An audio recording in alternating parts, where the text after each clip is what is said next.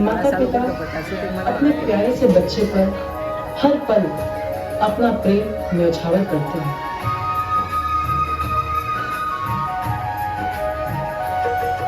मेरा छोटा सा परिवार बरसे खुशियों की बहार। मेरा छोटा सा परिवार बरसे खुशियों की बहार।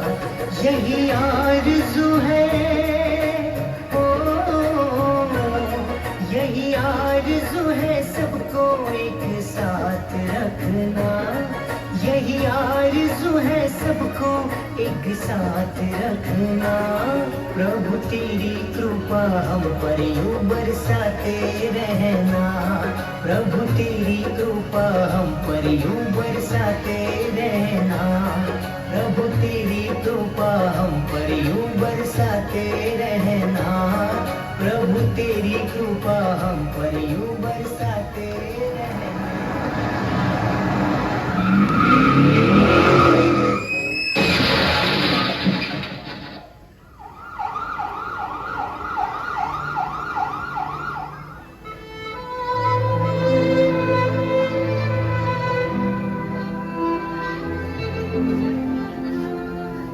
माँ के ऊपर दुखों का पहाड़ टूट पड़ा है। बच्चे की परवरिश के लिए उसने लोगों के घरों में जूठे बर्तन मांजे, कपड़े धोए, लेकिन अपने बेटे को कभी कोई कमी महसूस होने नहीं दी। चंदा है तू, मेरा सूरज है तू, ओ मेरी आँखों का तारा है तू। चंदा है तू, मेरा सूरज है तू, ओ मेरी आँखों का तारा है तू। जीती हूँ मैं बस तुझे देख के, इस टूटे दिल का सहारा है तू। चंदा है तू, मेरा सूरज है तू। समय बीता, माँ की तपस्या और बच्चे की मेहनत रंग लाई। बेटा कठिन परीक्षा पास कर इंजीनियर बन गया।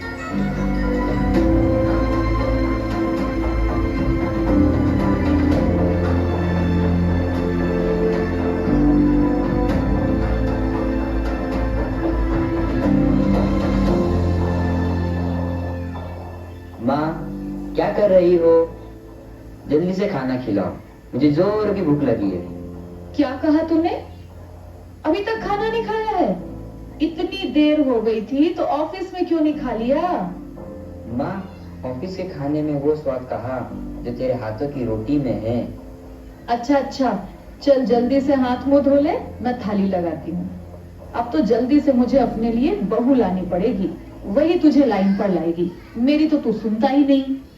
माँ, भूख लगी है, खाना खिला रही हो या बस बातों से पेट भरोगी?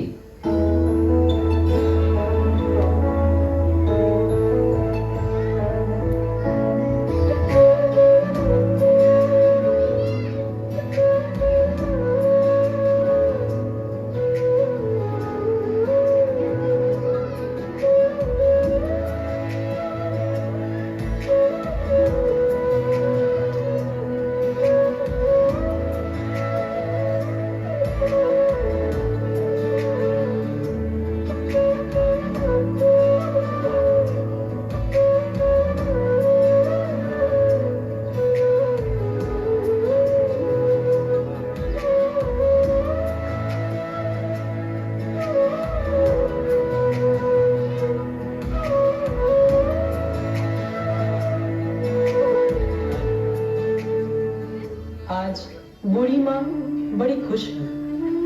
उसके घर बहू जो आ रही है।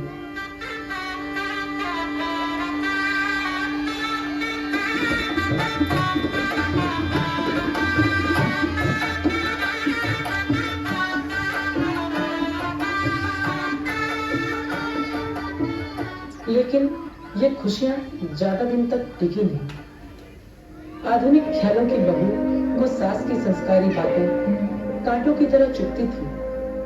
आए दिन वह माँ को खरी खोटी सुनाती और शाम को अपने पति के कान भरती। दीपा, कहाँ हो तुम? दीपा, क्या हुआ? तुम रो क्यों रही हो? अरे कुछ बोलो तो। रोहित, जो तुम्हारी माँ के दानों से तंग आ चुकी हूँ, हर बात पर रोक टोक करती हूँ। यह करो, यह मत करो। क्या मेरी कोई पर्सनल लाइफ नहीं है? तुम तो पूरा दिन ऑफिस में रहते हो और यहाँ मेरा दम घुटता है। दीपा, तुम चिंता मत करो, मैं माँ से बात करता हूँ, मैं समझा लूंगा उन्हें। माँ, माँ, कहाँ हो तुम? यहाँ आओ। क्या हुआ बेटा? आ गया तू? खाना खाया तूने? माँ, तुम क्यों परेशान करती हो दीपा को? वो पढ़ी लिखी है, समझदार है, उसे पता है क्या सही है और क्या गलत। बात बात पर उसे रोकना टोकना बंद करो। बेटा, मैंने ऐसा तो कुछ नहीं किया जिससे बहू को बुरा लगे, लेकिन आगे से मैं ध्यान रखूंगी।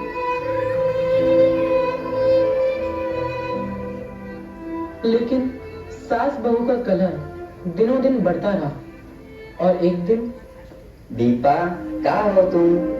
रोहित, मैं तंग आ चुकी हूँ ऐसी जिंदगी से। इस घर में ऐसा लगता है जैसे मैं जेल की कैदी हूँ। इसलिए रोहित, आज तुमको ये डिसाइड करना होगा, तुम्हें तुम्हारी माँ चाहिए या मैं। इस घर में या तो तुम्हारी माँ रहेगी या मैं। अगर तुम्हें मेरे साथ रहना है तो अपनी माँ का कहीं और बंदोबस्त कर दो, और अगर तुम्हें अपनी माँ प्यारी है तो मुझे डाइवोर्स दे दो। क्या क्या कह रही हो तुम? Deepa, I love you. मैं तुम्हारे बिना जीने का सोच भी नहीं सकता। इतनी कठोर ना बनो, एक मौका तो दो मुझे। नहीं रोहित, अब कोई मौका नहीं। तुम्हें डिसाइड करना होगा और आज ही करना होगा।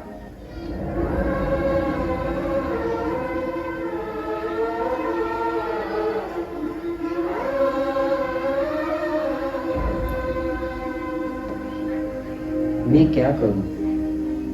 माँ को चुनता हूँ तो दीपा और मुन्नी की देखभाल कौन करेगा, और दीपा को चुनता हूँ तो माँ का क्या होगा? एक काम करता हूँ, पास वाले वृद्धाश्रम में माँ की व्यवस्था करवा दूंगा और हफ्ते में उसे मिल लिया करूंगा।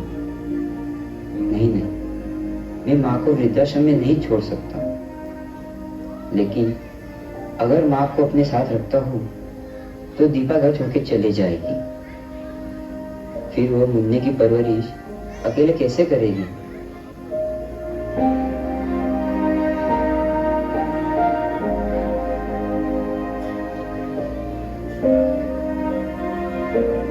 माँ, दीपा, यहाँ आओ। आज मेरे जीवन में यह कैसा कठिन दिन आया है, मुझे समझ नहीं आ रहा है मैं क्या करूं। बेटा, तू इतना क्यों सोचता है? मुझे वृद्धाश्रम में छोड़ दे और खुशी से अपनी जिंदगी जी।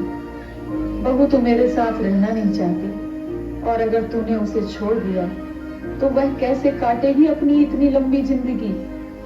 मेरा क्या है, मेरी जिंदगी के कुछ ही दिन बचे हैं। और जरा मुन्ने के बारे में भी सोच बेटा, वह कैसे बिताएगा अपनी जिंदगी एक पाप के बिना? हाँ माँ, मैं भी कुछ ऐसा ही सोच रहा था, इसलिए बहुत सोच समझकर मैं इस नतीजे पे पहुंचा हूँ कि जैसे मेरी माँ ने मुझे बिना बाप के पाल लिया, वैसे ही मेरी बीबी भी मेरे बच्चे को बिना बाप के पाल लेगी। माँ, तूने पूरी जिंदगी मेरे नाम कर दी, अब मेरी बारी है। दीपा, तुम समझ गई होगी मेरा क्या फैसला है।